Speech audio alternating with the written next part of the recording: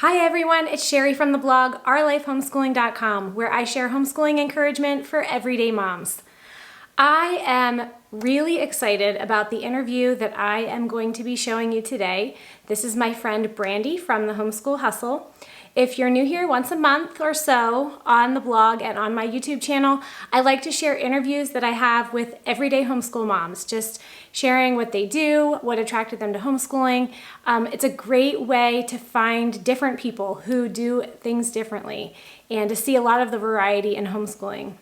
If this is your first time on my channel, let me introduce myself. My name is Sherry. I am a homeschooling mom to 10 kids. I'm married to my high school sweetheart, Nelson. We've been married for 23 years. I'm a former public school teacher turned homeschool mom. I love encouraging other moms on my YouTube channel and on the blog, OurLifeHomeschooling.com. I know you're going to love this interview with Brandi. She is a vibrant personality. She's really excited about what she's doing, and she describes her experience with homeschooling as nothing short of a complete change of heart. Here's Brandi. Hi, Brandi. Hey, Sherry, how are you? Great. Thank you for joining me. Oh, my Siri even said hi. Sorry. Siri got confused. Oh my gosh, it's so good to see you and to chat a little bit and get to know each other a little bit better. Yes, I am really excited to hear your story, to share with others, and to talk about some of the misconceptions in homeschooling. I think you're going to have a lot of things that are going to really interest people. So let's just dive right in and introduce yourself. Tell my viewers where they can find you. Okay, so I'm Brandi. I live in Northern California, so I have a lot of local community stuff I'm trying to start up right now. There's a lot of people in homeschool really like community. They like to feel like they have moms that understand them and are going through the same things. There's also a lot of opportunities right now because moms are starting to consider homeschool, people who never thought they would, like me. I was one of those moms. So yeah, I have a little Instagram page called the Homeschool Hustle. It has an underscore, the underscore Homeschool Hustle. And I also just created a website, which I will be launching hopefully this week. So Oh, I'm great. excited for all that. Yes, the need is there. There are a lot of moms interested in it. And I think the reason I chose the topics I did for your blog with misconceptions is because like me, there's so many people out there that just didn't understand or don't understand what this lifestyle really looks like and what it entails. And I think if they knew, they would consider it and also thrive in it. So I think that's really important to consistently talk about the misconceptions of what this is. Agree. I agree. And what's the name of the blog that you're starting? So it's just thehomeschoolhustle.com. That will be the website. But I'm going to put that on. I'm pretty sure I just did, but if I haven't yet, I'm running off a little less sleep these days. Just transitioned my youngest to a twin bed instead of a crib. So we're having some struggles here, but I think I linked it in my Instagram. So it's thehomeschoolhustle.com. It's in the bio of my Instagram page. Okay, good. So people can find that. Great. So tell us how you started homeschooling. Where did this all begin for you?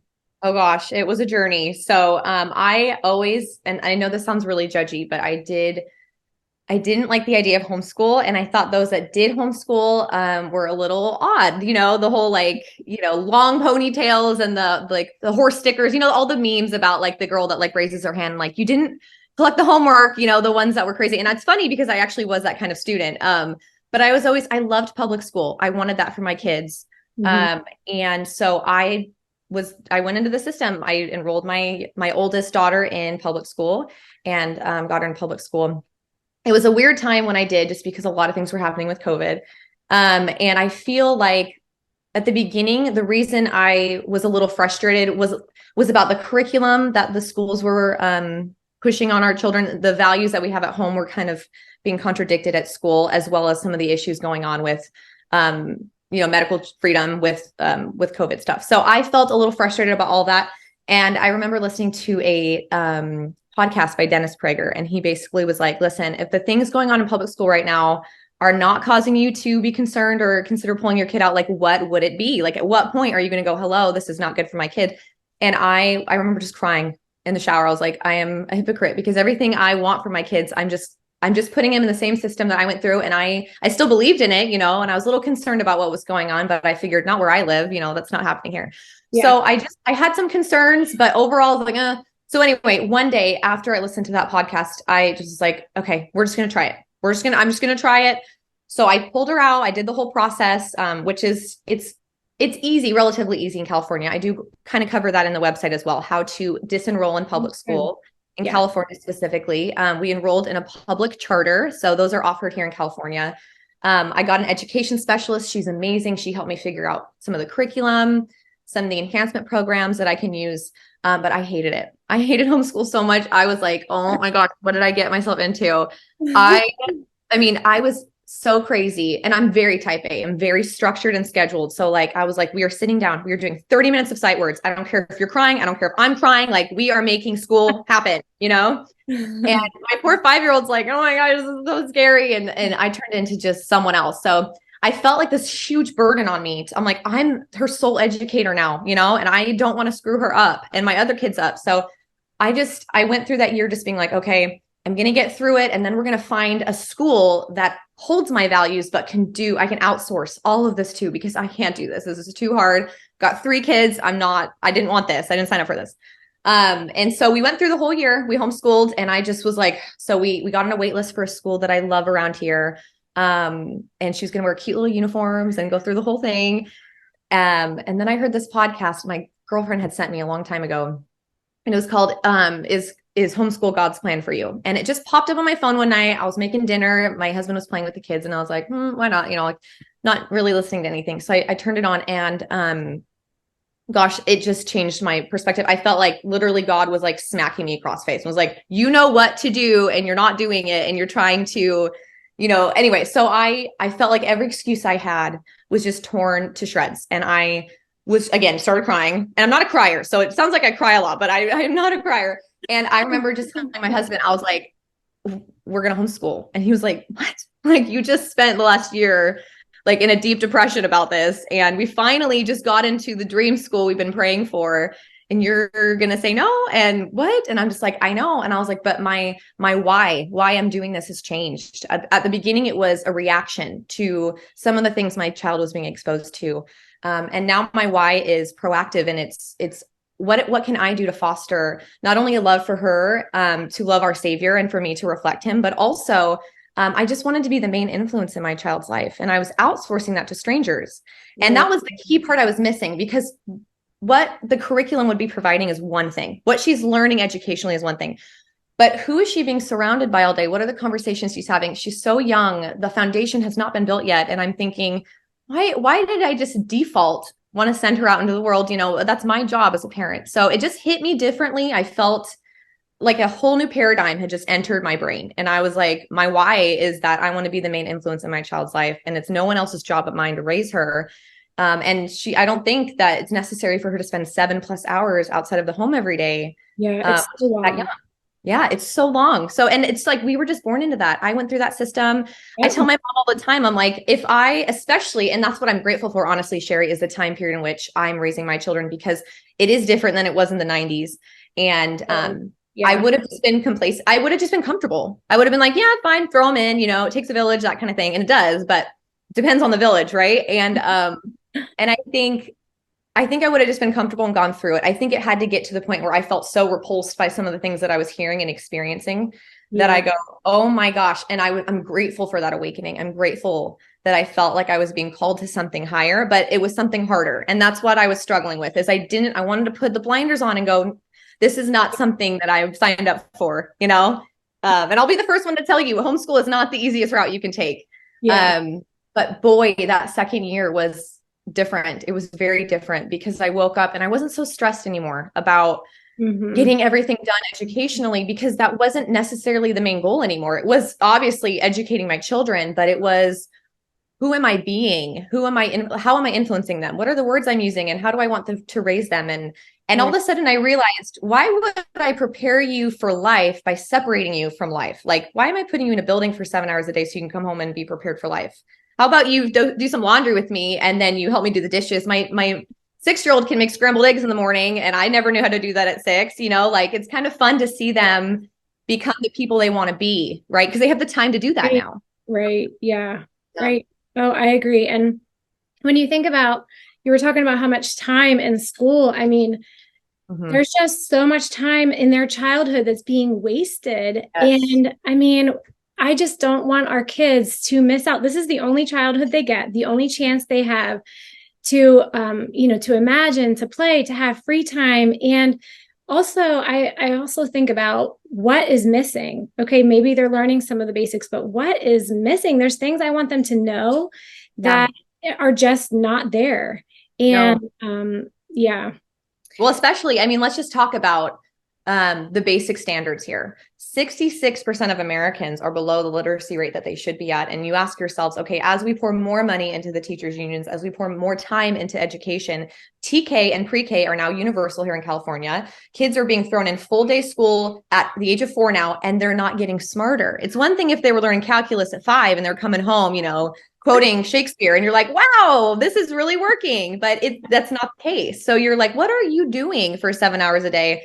I just feel like for the most part, they're not producing. And that's what's unfortunate about the government, how it works is that they don't need to produce something to get our money, right? Like if this was a private institution, they would have to provide a service and meet that service for us to go, okay, I'll pay up again. But they just say, hey, we have to pay more. People aren't reading. We need to pay more. And you're like, well, no, you didn't provide the service, right? So they look at it and go, oh, well, we're lacking in these areas, so we need more money, and we need to send your kids to us sooner. And you're like, well, actually, you created this issue in which our children are over medicated. They are honestly, what's funny about it is education and wisdom are kind of two separate things to me. I mean, you can go through the Ivy League colleges and have no wisdom. You can quote a bunch of facts. You can be a doctor and know science, but you don't, that doesn't make you wise, right? And so I'm trying to instill my children wisdom, and I love that they would love science and know calculus. I want those things for them and I will teach it to them. However, wisdom and how to apply things in their lives, how to think critically, those are not offered in school anymore. They just aren't. So right. Like, why would I pay for a service that is broken? Yes. Right. There's so much that's missing, and there's hardly any truth left in the public system. I mean, you almost have to undo so much of what's being done. Yes. And it's hardly. No, it's true. And honestly, Sherry, and I hate to just poo-poo public school because I feel like, especially with the Instagram page I've made, I want to be very careful. I have a lot of friends that I love that go through the public system, and that can work for them. That's great. I want to emphasize that although there are issues with the public school system, I would homeschool my kids regardless now. It's like the total change of thinking. Yes, my paradigm is different.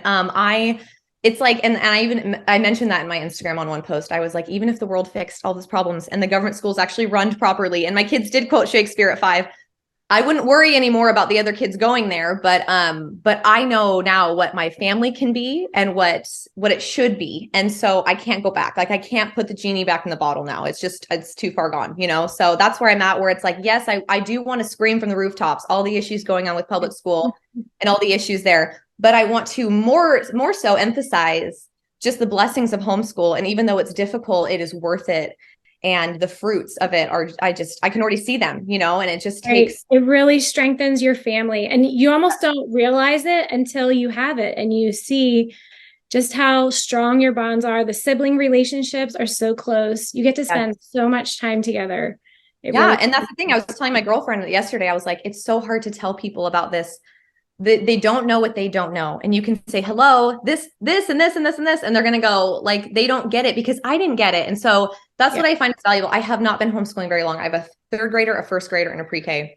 But I will say this, I have been through the system recently enough that I understand what that transition looks like, what that mindset feels like, that shift that goes on. So I feel like I have the upper hand in helping moms transition to homeschool because that has been so recent for me, Yes. So then what does your school look like on a day-to-day basis? How structured are you? Does it look like school? Is it this, do you sit down for long hours of the day? How does this look? Well, okay. So mine looks even different than a girlfriend down the street that she pulled her child out a year ago. And I started to realize that homeschool is really what your family wants it to be, right?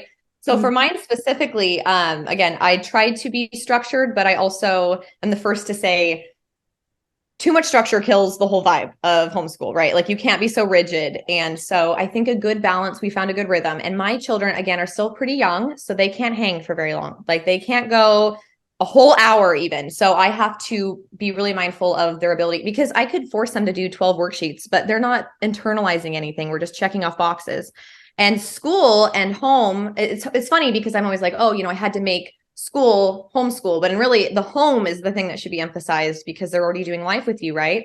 And I do like some aspects of child-led approaches. I do like, oh, let the child be interested. I love all that. But I do also believe that your kids have to learn how to write, and your kids have to learn how to do arithmetic and all these things. So there has to be Yes, there's some things that they don't want to learn that they still need to learn. They have to learn. And they also have to learn that they have to do things they don't want to do. Like that's also part of being an adult. I'm like, hey, I don't want to clean the toilet, but I have to. So you have to do your math right now. Like that's just the way it's going to be. But so to answer your question quickly, we wake up in the morning, I have a little whiteboard over there, and we have a warm up. So my oldest does some multiplication problems I have done the night before out. My middle son does some addition and subtraction. And then I usually have like a little PlayStation for not literally like a PlayStation, but like a little area to play in, that he does Play-Doh, or he can do letters now. So I do a lot of magnetic and whiteboard stuff with my youngest. So I just basically wake up, have them do that. We'll do a little prayer, we'll chat, we'll connect, because I think connection is so important before we get started with. I tried doing homeschool first thing in the morning without connecting with my children, and it is not fun. It is horrible. And so it's like, hey, how are you? Let's have breakfast. Let's hang out. Let's chat. What is the plan for the day? And once we talk and we kind of sit down and we hang out a little bit, then we'll start our math. We only focus on math in the morning. So it's just math in the morning. Then I'll take them to the gym with me. They'll play with their friends. We'll get into socialization later, but we almost have too much socialization. We go to the gym for a little bit and they play with their friends there, which is fun because I feel like I go at a time when all of my friends who homeschool are there. So it's like the homeschool. It's like, what's that old movie? It's like an 80s movie. It was, what's it called? They're all in detention or something. Do you remember that movie? Oh boy, you're asking the wrong person. I am okay, I'll have to find it. I'll text it to you. Okay. But I just hope they all get to hang out, and homeschool's cool now, So anyway, then we get home. We'll have some lunch. We'll do this little downtime, and then my youngest used to nap. He stopped napping. Like it's been a rough summer, like I said. But when it's downtime and things have quieted down and they're not as excited anymore, then we can start with our writing. We get into our workbooks and we do our writing. We read a book as a family, and then they each individually read a book. Mm-hmm. And then we also can sprinkle in, depending on the day. I love PragerU videos for history. Oh, I do too. Yes. So our writing will actually usually be, let's either watch a mystery science video or a PragerU history video. And then we're going to write about what we just learned, so that I'm making writing and understanding and science and history all kind of work together, right? They don't have to be so separated. Right. And they're young. It's like, you can check off science. Oh, they did science today, but really that's like, what are living things? Let's go outside. Let's do this and that. So incorporating writing, I think, is really nice with other subjects, because you can kind of hit two birds with one stone. And that's it. So we'll spend about an hour and a half in the afternoon. Then we'll just go play again, have play dates, do dinner. And then at nighttime, we'll just do a lot more reading, probably for like 45 minutes. They just love reading. And so we're just at the library every week getting new books. But yeah, a lot of reading, some writing in the afternoon, and math in the morning. And collectively, it's about 2 hours a day. And believe me, you think, wow, that's not a lot. But they're already, it's like they're hitting standards and then exceeding them. It's almost like, yeah. Mm-hmm. Why would I put them there? They'd be held back. Like I'd be holding There's them so back. much you can do in such a short period of time. You get twice as much done. You really do. Mm-hmm. in such a short period of time. Right. So you mentioned socialization. What are your thoughts on that? Like you said, years ago, there were some people that were a little different. And what are your thoughts on socialization now? Are your kids weirdos? Well, do you feel like you have a social life?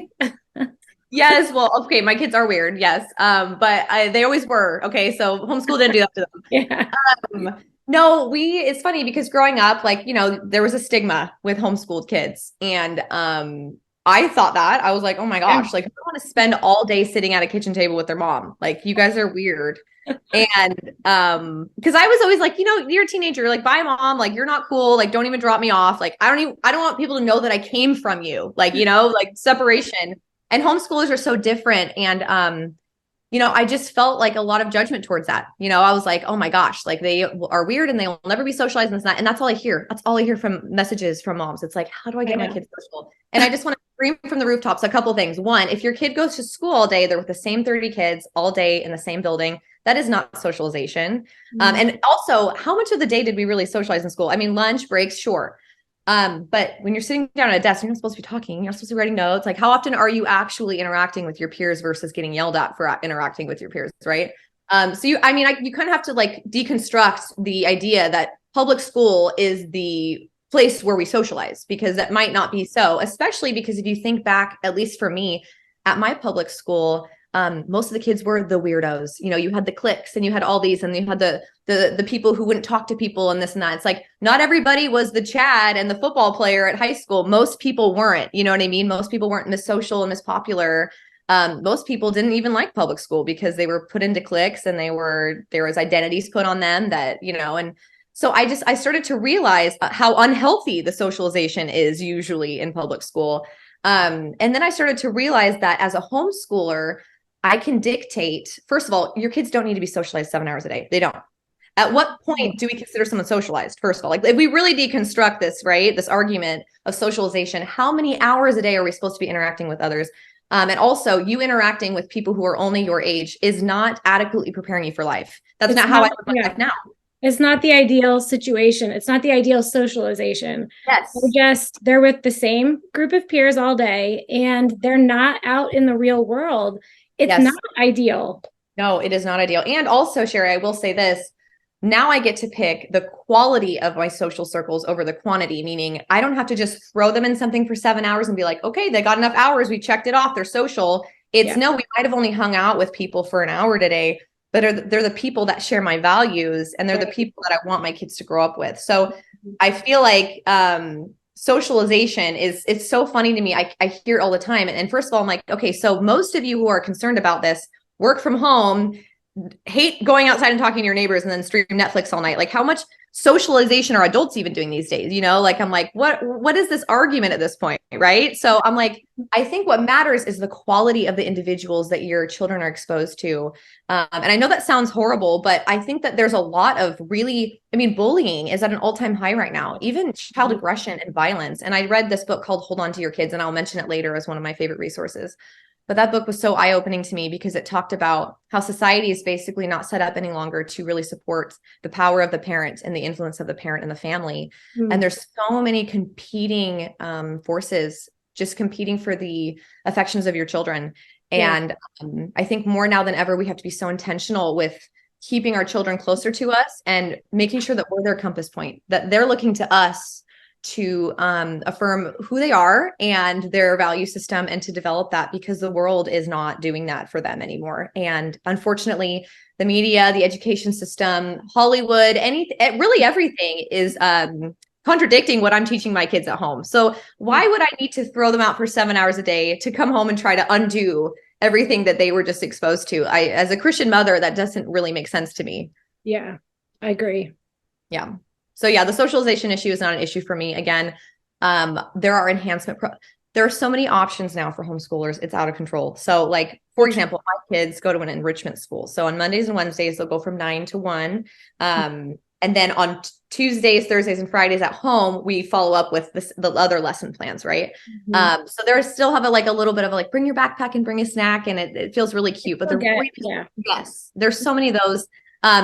We use our charter funds for swim lessons and horseback riding and ninja classes and gymnastics. It's like I'm too busy. I almost feel like I need to slow my life down, because the whole point was to really connect with my kids, and I don't want to just be running everywhere.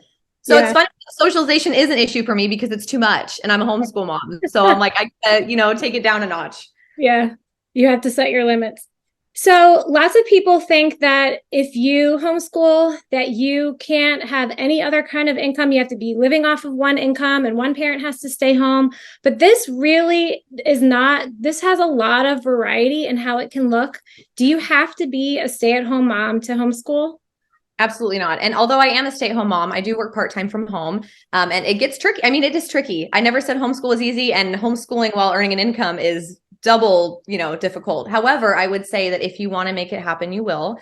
If it's important to your family, it will happen. I have people. So again, I can only speak for myself, but what I wanted to do on my Instagram page was just basically create a forum where moms can, I can feature moms of any different circumstance. I can say, hey, I did this. My kid has special needs. I work full time. I have 10 kids. I have one kid. I have all these different circumstances so that when other moms are considering this lifestyle, they'll go and say, oh my gosh, she's doing it and she's killing it. So I could do that. And I want that empowerment to be there. In terms of working full time, even outside of the home, I'm actually going to go live tonight with a really, really cute mom named Stephanie in California. And she is a full-time teacher outside of the home. So she goes and works for the public school system, comes home, and then in the evening homeschools her own children. Homeschools her kids. That is awesome. Yeah, Wow. so, I mean, you can make it work. The thing is you don't have to homeschool at 8 a.m. in the morning. You can homeschool whenever you want to homeschool. And I was telling moms, I'm like, if you work Monday through Thursday, then homeschool Friday, Saturday, Sunday, or, whatever. You throw out the whole system. You just do whatever you need to do to get it done. And it can be whatever you want it to be. Yes. Yeah. Well, real quick before we finish up here, can you just throw out some of your favorite resources for homeschooling? Yes, absolutely. So in terms of history books, the Tuttle Twins, amazing. I just ordered their history book. And then Brave books. That was new to me. I really want to look those up. Can you tell me real quickly about those? Yes. So Brave Books is, oh my gosh, I could say a million things. I'm like sweating. I'm so excited. So we have a subscription to Brave Books. So every month a new book comes, and we just got one called Little Lives Matter, but it comes with a big, huge map. And every book has its own issue where a brave person needs to stand up and basically counter whatever is going on. There's a vulture culture. He comes in and kind of like convinces people, oh, you're not worth this or this and that. And so someone has to go, no, I'm not going to listen to you, culture. Like, I know what's real and what's true. So there's so many great messages in there. There's activities to do with your kids at the end of it. And then you get to follow the map, and like they're getting called to secret missions to go be brave somewhere else. And it's the cutest thing I've ever seen. I'm just obsessed with it. So yes, I'm super excited. And also I reached out. So I'm an ambassador for them now. So hopefully I'm like, okay, anyone who wants to buy them, you can use the promo code Homeschool Hustle, get 15% off. So yes, I love it. Love it. So yeah. And then also I was going to say, hold on to your kids. That's just a book for parents. In terms of The Good and the Beautiful, wonderful curriculum, super good curriculum. Unfortunately, we have to pay out of pocket for that here. So I try to keep it more, reasonable. Math UC is a fantastic math curriculum. We've loved that. So yeah, I think that's a good little list for you. Great. And tell me about the Tuttle Twins. I know, but can you tell everyone what you love about the Tuttle Twins? So the Tuttle Twins, even their baby books, they have like hardback books, the ABCs of like freedom and the American Revolution. We use that one. We read it like 15 times the week before the 4th of July. It just is so good at breaking down American history in a way that kids are excited to learn about it. I've never seen books like this before that can really break it down in a way that I'm even interested, because history is not my strong suit. So I would say whether it's little books or they teach a lot about economics, capitalism, all these things that really we have a skewed idea about now. We're hearing things that aren't really real about some of these issues. They kind of clarify things in a way that is really engaging for children. Yes. Yeah. So I love Tuttle Twins. Brandi, this has been just great. I have really enjoyed talking with you. Thank you for joining me and sharing your story with everyone.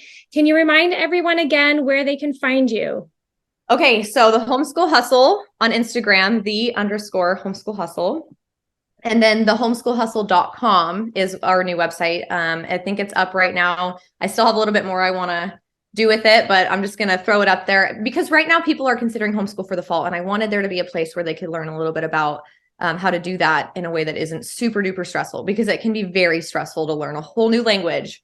So I get it. And hopefully it will be of value to those considering that. So yes. Well, thank you so much. I really enjoyed this. Oh my gosh, it was the best. Thank you so much, Sherry.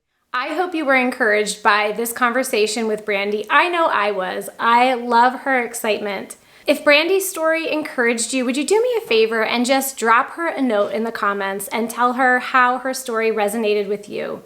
Thanks for watching today. See you next week.